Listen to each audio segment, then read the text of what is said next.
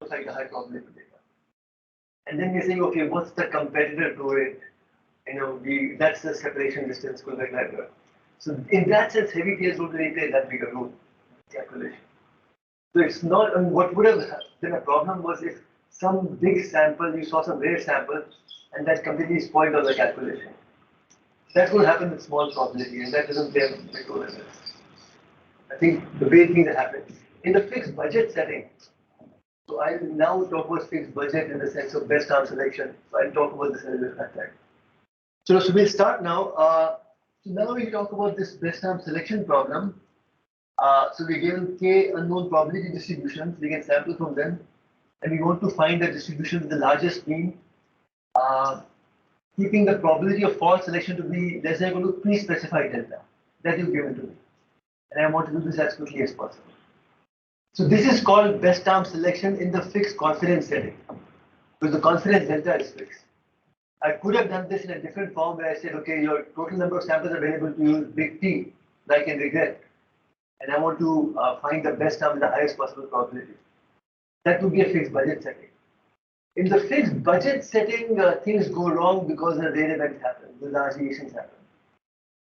But in the fixed confidence setting, it's more the kind of stuff we've been talking about. So in this setting, we can solve it even for heavy tails. In that setting, I think it's a very different problem altogether. Fixed budget problem, in any case, is an open problem, it's a hard problem. And certainly for heavy tails, it will be much harder.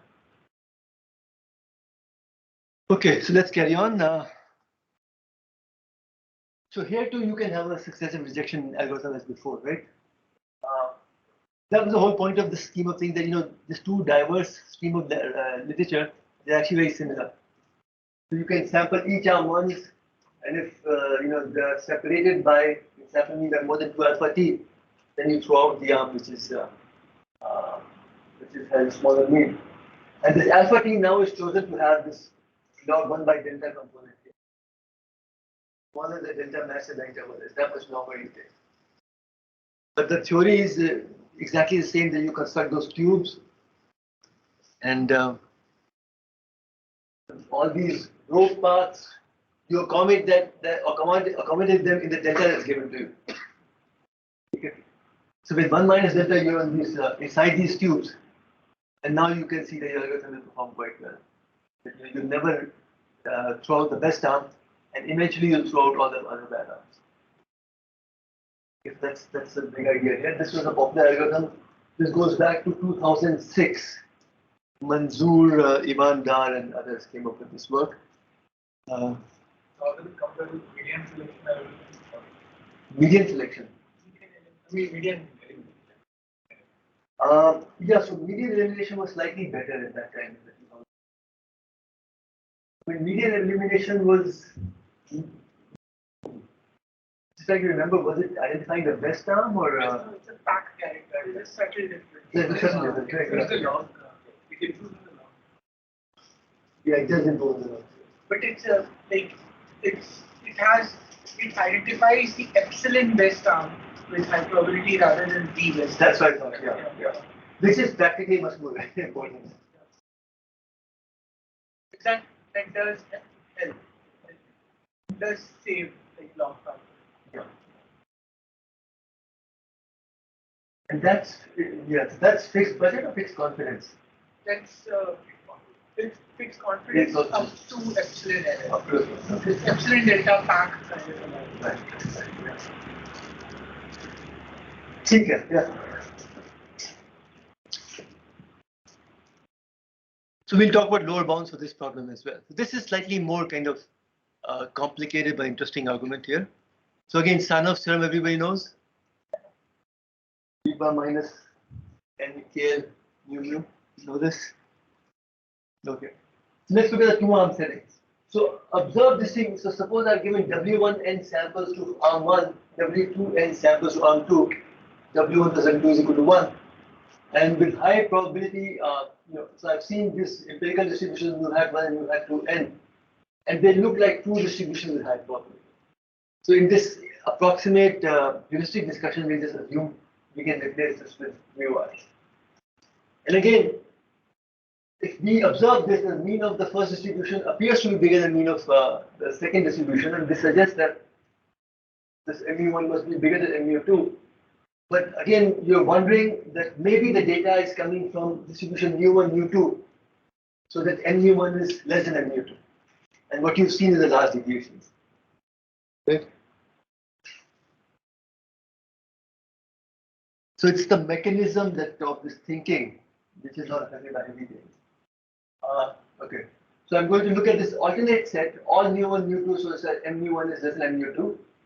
I look at the chance of seeing this data that I saw if it came from the alternate set, and I'll identify the distribution pair which maximizes this chance. And I'll again replace mu hat 1 and mu hat 2 by mu1 and mu2. Again, can you just go on what W1 and W2 are? Just a fraction of samples. So total samples are given is n, W1 n to arm 1 and W2 n to arm 2. Right, so I get this e power minus n W1 to the I want this term to be less than or equal to delta. And that's my lower bound basically. Right, so I just want to be I just want to make sure that I give enough samples to the two distributions so that probability of making an incorrect selection is less than or equal to delta. Like point which is that when you're multiplying the probability, you're assuming independence. Yeah. Which is fine if W1 and W2 are fixed, but the algorithm could randomize. Sure. So this is a heuristic argument, but data processing inequality allows you for dependence. It's just looking at stopping times. It all works out. Yeah, again, it's not too much analysis to draw the same conclusions. Okay, I can do this with k distributions as well. If I have k arms, this becomes my alternate set. Here distribution wherever I made a different decision. So I just look at this probability of seeing the data, take the maximum over the alternate set, and I want to keep this as a good data.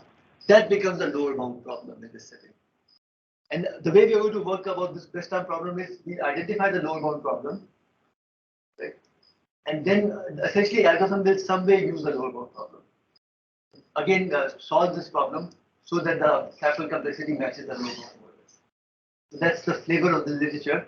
There's some wrinkles here and there, and I'll talk about those. Okay, so W is lying in a simplex sigma, right?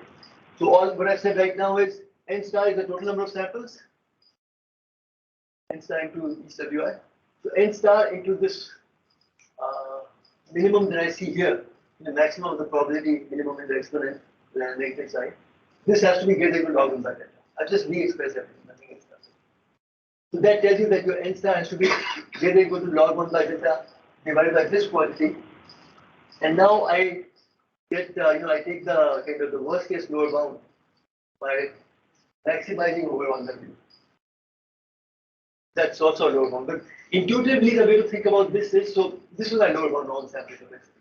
Log 1 by delta divided by V star mu, where V star mu is this maximum problem.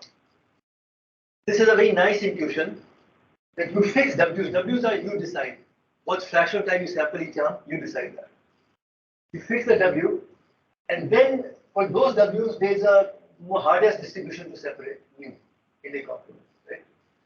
And now you choose your W's in such a way that you maximize this minimum separation. So, yeah. In the previous slide, is there an equivalent of the union bound where you're saying that so didn't have to use it. I've just taken a product of these things here. samples are independent? Samples are independent. Yes. So there's no need for doing that right now. Yeah. Can you go to the next one? Only difference when it came to the regret was that for that expected number of times the maximum arms would get replayed. That was lower bounded by log of n by in k. we said that, okay, the chance that we got it wrong, we'll keep it at 1 by t. So that we get results. And that gave us a low bound of log of t upon that level. Now we are saying there's a chance of seeing it. So alternative sample we keep less than equal delta. That's how you get this low bound. But you get a much more interesting low bound problem. Then you got exactly each sample, each number times suboptimal arm sample is log t divided by equal level. Now it's a solution of this level. I'm just trying to understand that why, like for the multi-arm setting, like for this setting, like the regret algorithms cannot efficiently perform like the best time identification, like the sample complexity is not. If I had done log t examples for any suboptimal arm here, if I had log t over here, this would be a much larger term. Log n if I had here. So much larger term. So to make this log 1 by delta, this whole thing as a whole delta. Right. What is it in that V-star optimization problem that you have? Yeah. What is it that's coupling the UI? Like it somehow seems as if I should be able to do the minimum separately. So I understand that the weights are like simplex, so that's one aspect of it. It's not like I can put each I finds a worst UI and then go through it. Your point is how are they getting coupled across arms? This A complement set is it's a set where the arm 1 with 2 arm is not the best one, but some other arm is. So in that sense, A complement is okay. The second arm is the best one, or the third arm is the best one, or the fourth arm is the best one, and that's where we'll see the union bound. So that's how the coupling comes in. But it's a nice maximum problem, and I'll make a case that it's too nice a maximum problem. It becomes so nice that the whole community just focuses on this problem and not the more basic problem that this gave rise to it, which was a much simpler problem. So I'll go back to that in a few minutes and tell you that if you had played with that, you can go a lot further. So this confuses things more than it helps. But nonetheless, this is what people came up with. This was very nice work in 2016 by Kaufman and Gallagher. Now, a lot of people were, again, there's a time to these things, So Combs and Proutier had similar results around 2016 also in their papers. Kaufman just did a very elegant job, whenever she was on during that period. I think Dan Russo also had the very similar results. Again, not nearly as elegant. We were kind of playing with this and we were doing this asymptotic analysis and everything was coming out asymptotically. But yeah, all this stuff is actually, this bound that you have here is actually non-asymptotic. So any delta you get this kind of problem. Again, though Kaufman had this non-asymptotic result. So then the algorithm, which was again suggested by them for single time with exponential family, was plug-in algorithm. So at any time, you have empirical distributions mu hat. You generated some samples of each arm in the algorithm, and you got these empirical estimators. You plug them in this maximum problem, and you compute the optimal weights. Right?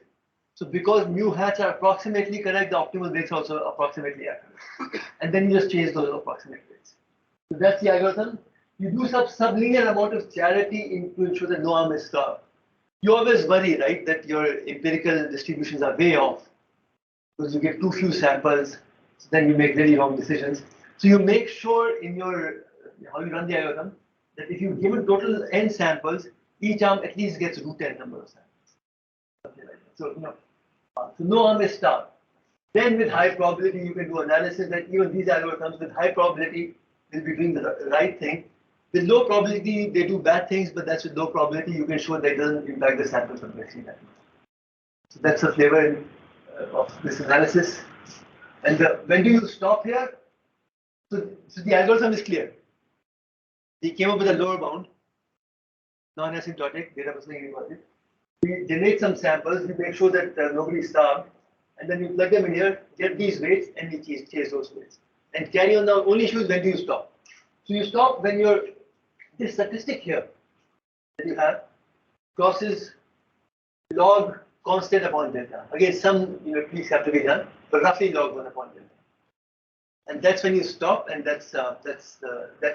you can show that you will have the delta correctness property, that you will make mistake only with the most delta property, the probability. And you can see it's a good algorithm because with high probability, this looks like true mu. There is enough continuity in the problem, so your weights you'll get the right. These look like true weights here.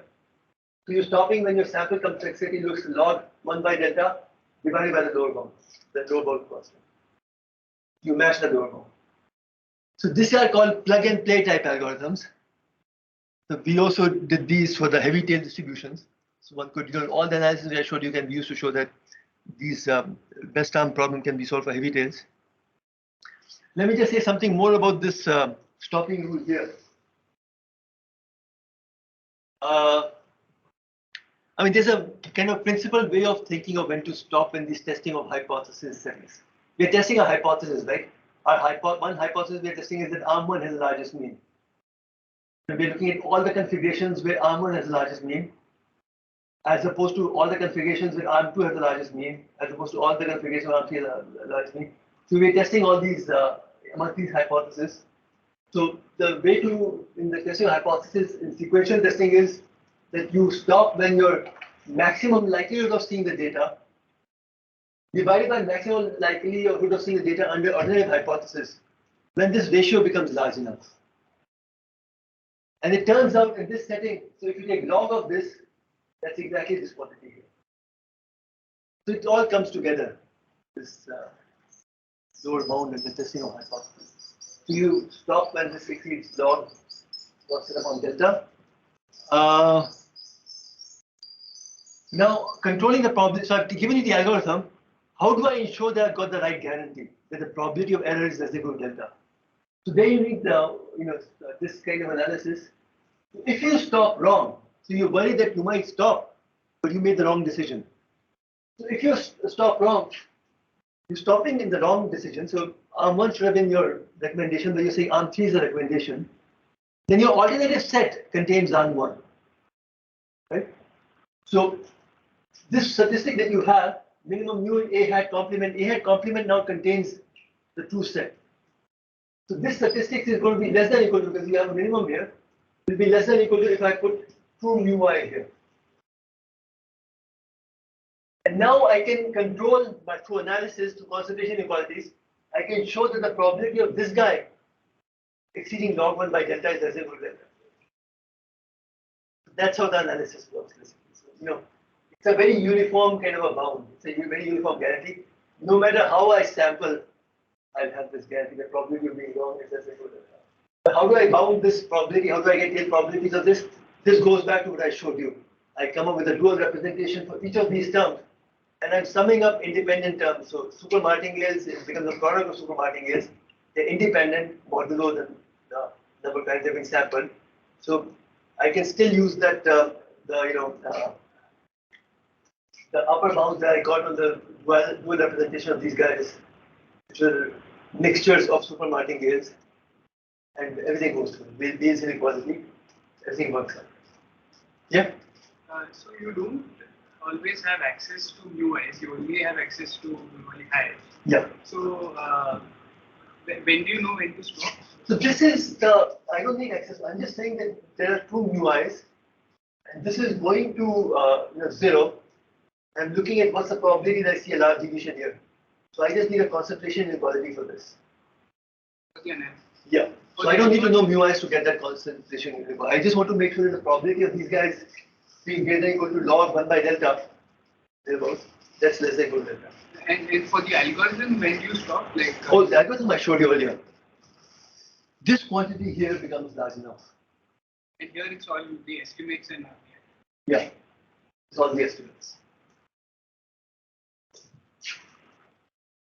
This tool by itself, right? Like having concentration bounds for Kerr divergence between empirical distributions and the tool. So I have a theory on this, just not fully well developed. which say that this is the best way to come up with confidence intervals for ID variables in some special regime. So it's a tool to construct confidence intervals. It's a very good to know kind of a fact. The K divergence between the empirical distribution and the two distributions actually satisfies concentration. That's right. So that's right. That's why this whole theory kind of came together quite nicely. And all of this is courtesy Sano? This is, well, no, it's duality basically. You come up with a dual theorem, a dual representation, then you want to bound it from above, and naively like us, you do an epsilon net method to come up with a bound. That also works. I mean, made it work, but then you discover a more elegant way, which is using these exponential concave inequalities and Wheel's inequality. So it's courtesy those things. Standard's theorem was just a tool to appreciate the lower bound. The lower bounds came through courtesy data processing inequality. No, I was talking about the confidence interval. Yeah, so confidence interval is, as I mentioned, duality and then kind of exponential concave inequality and then Wheel's inequality.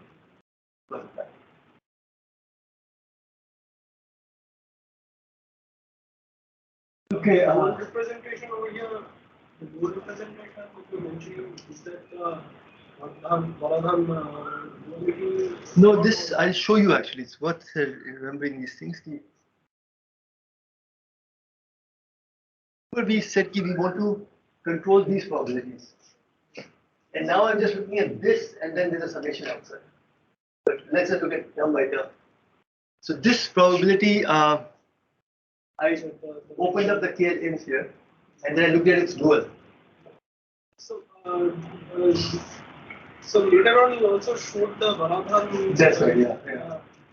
Are these anyway related? So right now they're not related. What I'm saying is not related to that. Varadhan was just to relate the KL UCB to other indexes.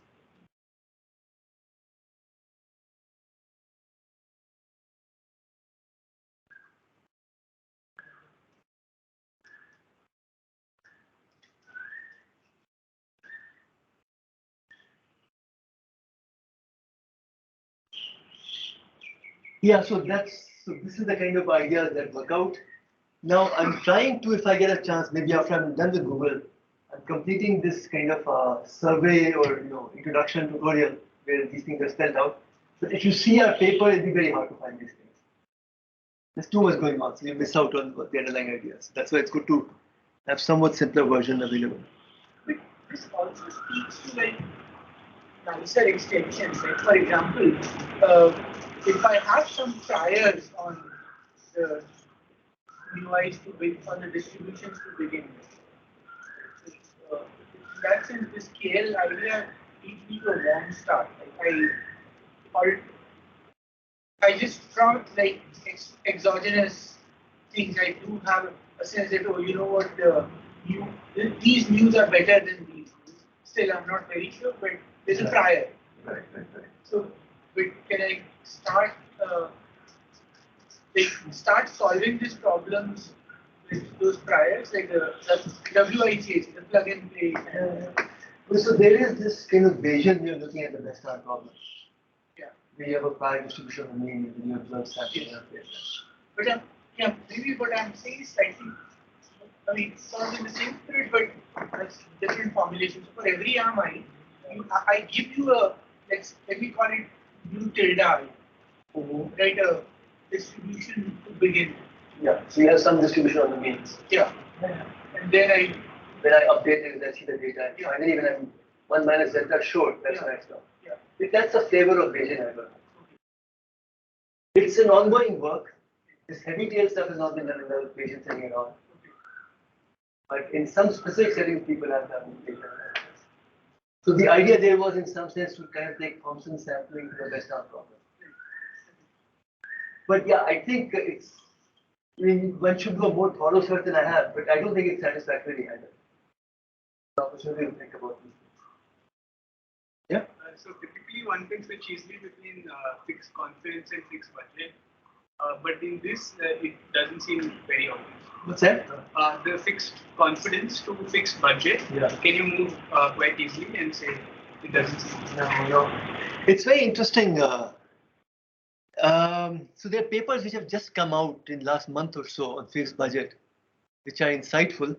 Sushant, my student, I told you earlier, he has a great deal of insight into these things. But he's been thinking about this for a long time. But typically, you will come up with a load-bound problem like this in the fixed budget, but this mu and nu will be reversed. So that's how things change. But the other thing is, in this fixed budget setting, if you do well in one instant, then you can prove that you won't do well in the other instant, neighboring instant. So there are all these kind of complexities which are coming in, which were not there in fixed. Fixed confidence was easy because you're looking at parts of high probability and you just wanted enough evidence to be sure that you can stop. But in fixed budget, it's the rare parts which are causing things to go wrong. And so you have to be much more careful. But beyond that, I think understanding needs to be developed. It's generally regarded as a hard problem in the community. And there are some good papers that have just come out, so that may be worth seeing. Okay, so let me tell you some more insightful kind of stuff here. Guided talk to algorithm. So this has been around for this best arm problem. Goes back to Dan Russo's work in 2016, and now there's work by Kaufman and others in 2022. These are the top two algorithms to solve the best arm problem. So I've told you the maximum problem I showed you for the best arm, lower bound problem. And the way people solve it is they plug into the maximum problem, find the weights, and change the weights. Right? That means they're solving this maximum problem many, many times. And computationally, this can be a massive exercise. The issue was, can one speed this up? So these are ideas which have been there. So the idea is that you have this index between arms I and j. So this is the exponent that you saw in the Sanoff's theorem argument. Right, so it's kind of telling you, okay, how, if you are at an argumented conclusion, how likely is that? So that's kind of being captured from here. But let me not focus on this for a moment. The algorithm is as follows. Do some explicit or implicit exploration, fine. Select the best arm so far, the arm which appears to have the largest mean with probability beta, and sample that next. Select the arm with the smallest index with probability 1 minus beta. So you have all these indexes compared to the best arm. Likelihood of J being the best arm compared to the what's I had and which is the current best arm, the challenger basically. So smallest, this means that that's the most likely challenger. So with probability beta, you choose the best arm so far. With probability 1 minus beta, you choose the challenger. And you just run this algorithm. That's all you do. And you stop when your log likelihood function is large enough. So that's been the flavor of algorithms. The point is now you don't have to solve maximum problem many, many times. So this is an existing algorithm. This is computationally very fast. The problem is this beta is not optimized. Beta they just fix. I give you insight into what's really going on. So they say that, okay, if your beta is equal to 1 by 2, then in great generality you are within 2 of the optimality. That's a very nice result. So you don't lose much by just keeping beta equal to 2. So these are top two algorithms. It's quite creative and it came along. And some more work with these guys. So now we have an algorithm which essentially does this optimally, which gets this beta fixed. This is the last month or 2-3 months of work, so it's not fully developed. So I'll give you the underlying ideas. The chances are by the time we publish it, somebody will scoop us. I will not be surprised. So I'll again look at the single parameter exponential family here. And what that buys me is that now I don't have to worry about distributions. I just talk about one parameter, the mean. Mean tells me distribution. Yeah? We are talking about best arm selection, and what is the best arm for some bad luck reason? Is outside the top two? Then the challenger will eventually, because you won't sample the arm because it's outside, so its index will continue to be small. But does the index grow? Is what Yeah. So I think that's a great point. So this is the index. So when I choose it, I give a sample to it, it grows. When I give a sample to the first guy, all the indexes grow. Okay, this should be the first answer. all the indexes go, but when I give a sample to this guy, the challenger's index goes. So that's how the other guys get an opportunity. You can show that under optimality, all these indexes have to be equal. You give your weights in such a manner that you're equally likely to be confused by each other. That's the optimal thing to do, otherwise you're being team-based. So yes, in that sense, everyone gets a chance. Okay, so let's revisit the problem of the lower bound, and this time I'll slightly more simply. So recall, how did we do this? And our lower bound heuristic, this was our exponent from arm 1 having a mean looking like x1, arm 2, arm A having a mean looking like xa, and we'll be making a wrong choice if x1 is less equal to xa. Then we would have, this was the right configuration. X1 was less equal to xa, but we chose as if arm 1 was bigger. So we wanted this to be less equal to log 1 by delta for all A. Essentially, it just boils down to pairwise comparisons. So I didn't specify any earlier, but it's pairwise comparisons. So what that tells me is as follows.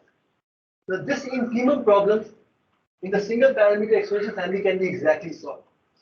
What I get, this constraint is just a simple constraint, n1 into Kullback Leibler, mu1 x1a, n a into Kullback Leibler, mu1 x1a, where x1a is this weighted average. So my lower bound problem, which I showed you earlier, can be thought of as satisfying these constraints for each arm A, each suboptimal arm A. And my sample complexity is this quantity right here. If I minimize it, then I get a lower bound. If this is the amount of samples I'm going to give to each arm, I can at most get the minimum of this. This gives me the lower bound. So I'm hand-waving a little bit, but I just want you to be kind of take for granted that this is my lower bound problem. This maximum which I showed you was actually just this problem. But what I do is I take summation NA here, divide and multiply, and minimizing summation NA is same as kind of, if I N1 upon summation NA, I call it W1, this becomes WA, I recover my maximum problem basically. So I can do that. But this is the problem I have at hand right now. This is my lower bound problem. And now I'll solve this lower bound problem slightly more directly. Yeah. It's basically just two arms, right? N1 and NA. Yeah, all this is lost in the maximum representation. Everybody knows that this is true, but they don't exploit it. So this is my lower bound problem. Minimize summation NA. I've just, instead of having log 1 by delta here, I've kept normalized it and kept it as 1. X1 is given as follows. And now I'll tell you that very quickly what the solution to this looks like. It has a unique solution and it has a lot of monotonicities. How do I see this? So I just want you to kind of forget about how we got there, just accept this optimization problem. Now you observe that, okay, it can't be that any NA is 0. Because if I plug in NA as 0 here, then my x1a becomes equal to mu1, and this becomes 0 here. NA is 0 and this is 0, Kullback Leibler is 0. So it can't be 0, right? Then I won't satisfy that system. So each NA and similarly N1 has to be positive. If they are positive, then this constraint had better be tight. If it's not tight, I can always reduce NA and get a better solution. So these constraints have to be tight. Okay? Now, this is an interesting constraint which people don't exploit often enough. That this constraint has to be true in optimality, this ratio sum constraint. This is what what one can think of as substitution constraint. What does this mean? Suppose these things are tight now. I can increase N1 by epsilon. And then each NA I have to reduce by a certain amount. Epsilon into this guy divided by this guy basically. Right? To maintain these constraints. So by doing that, I've changed my objective functions. So if I'm at optimal, I should not be able to improve my objective function. So this equality must be true. So just from this consideration, I get that this equality must be true. It's a very simple thing. Summation NA is my objective function. I can't increase this and reduce this or vice versa by maintaining constraints and improve. That's what gives me this equality. Now, now I'll do what you were suggesting. I fix a N1 and solve NA as a function of N1. Implicit function theorem lets me do these things. And you can see that, the way they're structured, if n1 is increasing, this is equality is maintained at 1, na must decrease. So na is a decreasing function of n1. So for each one, I'm going to solve each na as a function of n1, it's a decreasing function. Now let's come back to this guy here. Forget about this here right now. As n1 increases, na n1 decreases, x1a moves towards mu1. So the numerator shrinks. And because x1 is moving towards mu1, it's moving away from mu a, the denominator expands. So this ratio is going to be a decreasing function of n1, strictly decreasing function of n1. So I'll just find the right n1, by keep on considering so that it's equal to 1, I get a unique solution. And because it's unique, it's the optimal. These were necessary conditions, but they're uniquely satisfied. So that's also the solution. Right? So I understand the optimization solution. That's what I'm saying. All this Max-Min kind of stuff hides the fact that these solutions are actually quite straightforward. And what I really need to do is make sure that this constraint is true.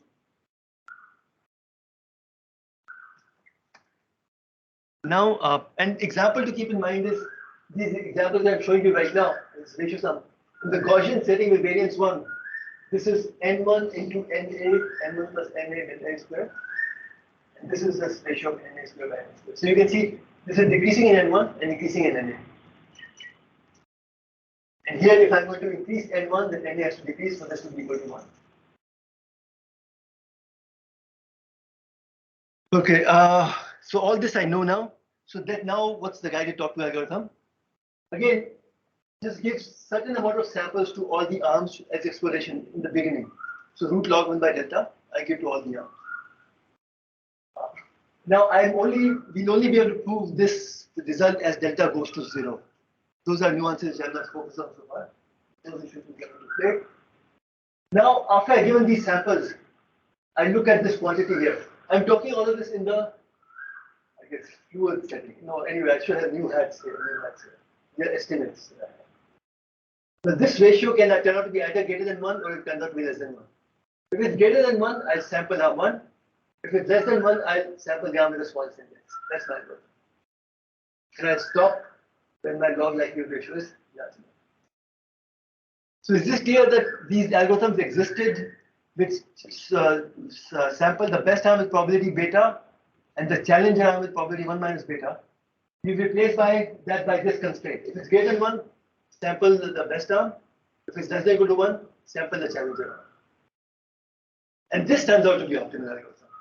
Now I will be able to match the lower one exactly, not the factor of 2. Any questions so far? So we're nearing the end. So let me just give you a fluid view. Because the way we prove this is that we take delta going to 0 and we identify the fluid limit. And that's kind of insightful as to what's going on. So suppose after initial samples are given, because it's a fluid view, delta is going to 0, I've given enough samples so I know the means exactly. So then I can talk in terms of this one. So suppose this turns out to be greater than 1.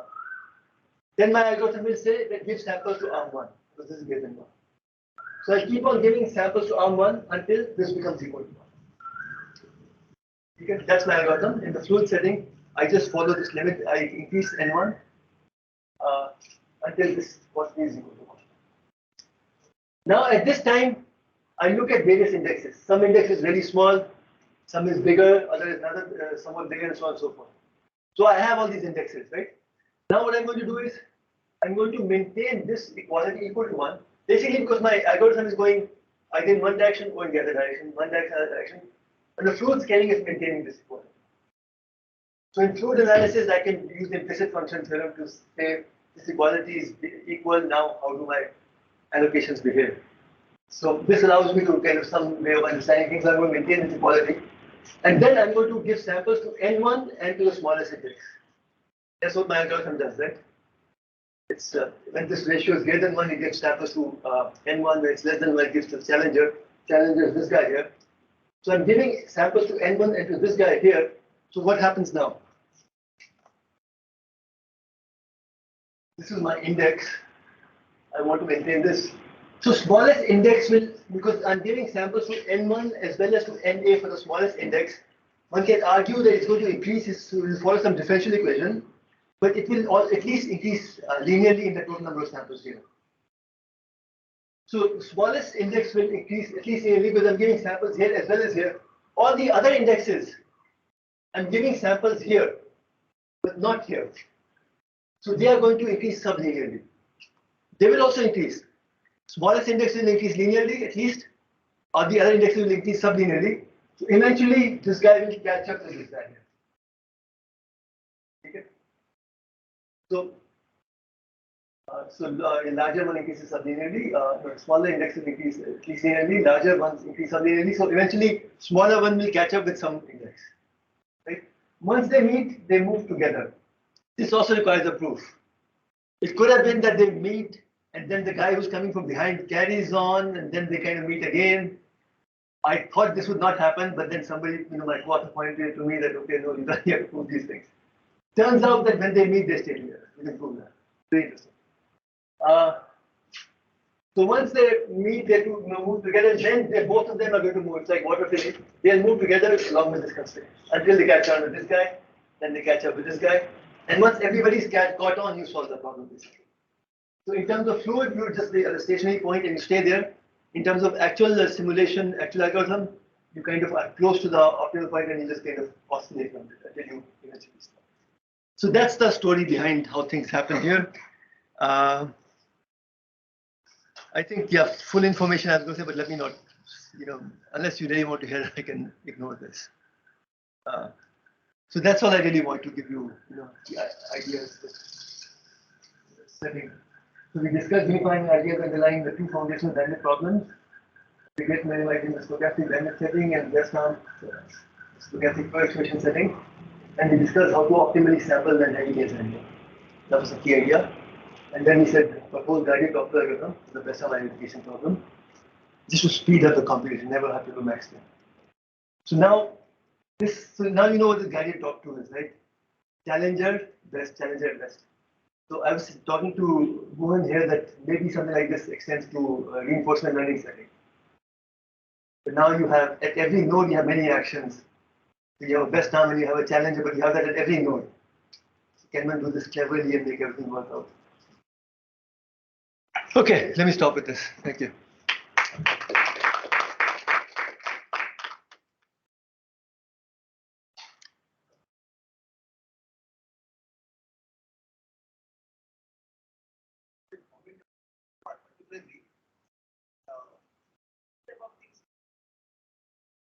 Idea is that exploration exploitation. Yeah. Can this exploration exploitation be characterized by stopping time of ideas?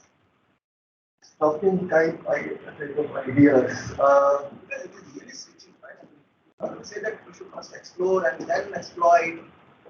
No, it is stopping time. But is the literature available? It is adaptive, right? It's kind of adaptive in sample part dependent manner. You're sampling each index and then the other. There are stopping times, yeah. No, is the UCB can be viewed as a stopping time type of Yeah, of course. It's a sequence of stopping times, right? When you sample the next arm of this type, when you sample the next arm of this type, collection of stopping times. Stopping times are random times, they're path dependent. That's the way UCB is. As opposed to explore and commit, where you sample everybody a fair amount and then you commit to one. That is the reason why I was asking. Yeah, no, UCB already is, I think, that. Yeah, and KLUCB is the best to have. So it's better than that. Normally, the optimal to KLUCB is in terms of the optimal best stopping time. It's a sequence of stopping time. Yeah, the order is very tight or something like that. It's kind of, it's very nice for it, right? Because as you stop as soon as the suboptimal index exactly matches the best index, and then it comes down. And then the other guy matches that best index and comes down. So when they match, probably at the stopping time. That's the stopping time, yeah.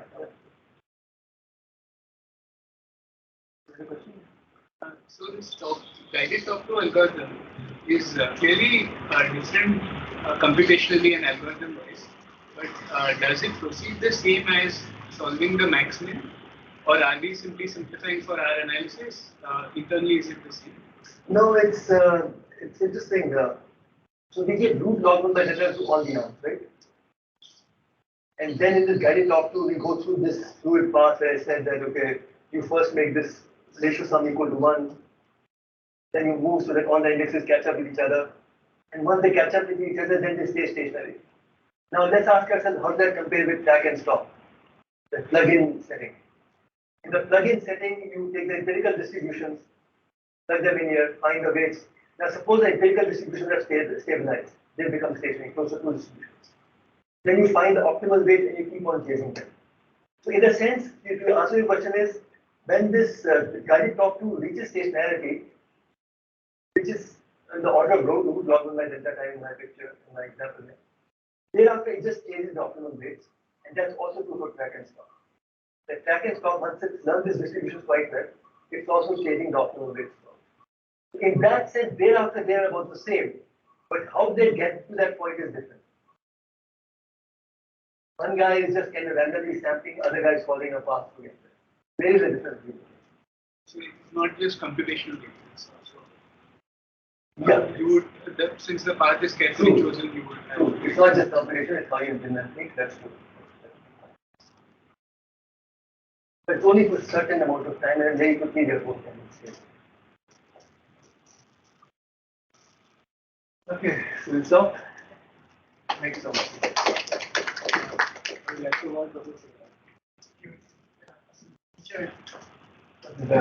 Yeah, the standard. Thank you.